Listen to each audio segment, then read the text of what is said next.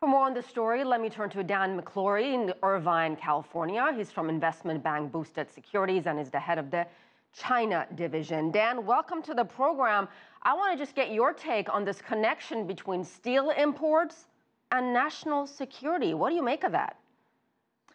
I've got to tell you, I think it's a stretch. I think it's a reach. I don't specifically see the correlation. Obviously, it can be used as a very helpful prop and tool to accelerate this investigation or even give cause for it.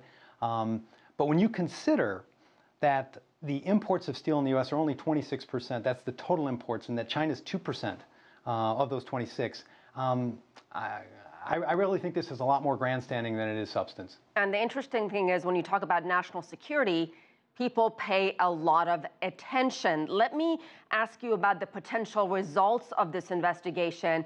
What could it mean for American steelworkers? Well, of course, they're looking at the return of jobs, onshoring, if you will, of jobs. However, you know, it used to take 200 workers to make a ton of steel. Now it takes 1 or 2. So many efficiencies have set into the steelmaking process that the return to the good old days is just not in the cards. The U.S. Commerce Department says the investigation, Dan, could result in the U.S. imposing tariffs on steel imports, even restricting steel imports. Talk to me about the broader implications here for other sectors of the U.S. economy. That's a really great point. You know, let me put it this way. We have a lot more jobs in the U.S. at stake for the consumption of steel than for the production of steel. So steel as components in so many other things that the United States does is vitally important. So frankly, there are more jobs at risk if we were to impose some type of a strict trade barrier than not. However, you have many different ways around these potential trade actions, which could be things being exported through other countries, coming here in different form.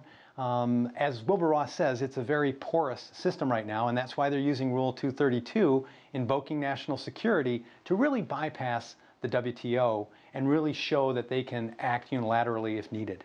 Interesting. And President Trump has said this has nothing to do with China. If it's true that this, in fact, is a worldwide problem, what other countries are accused of or allegedly dumping steel in U.S. markets? Well, you would look at South Korea, you would look at Japan. Those would be the biggest ones that come to mind.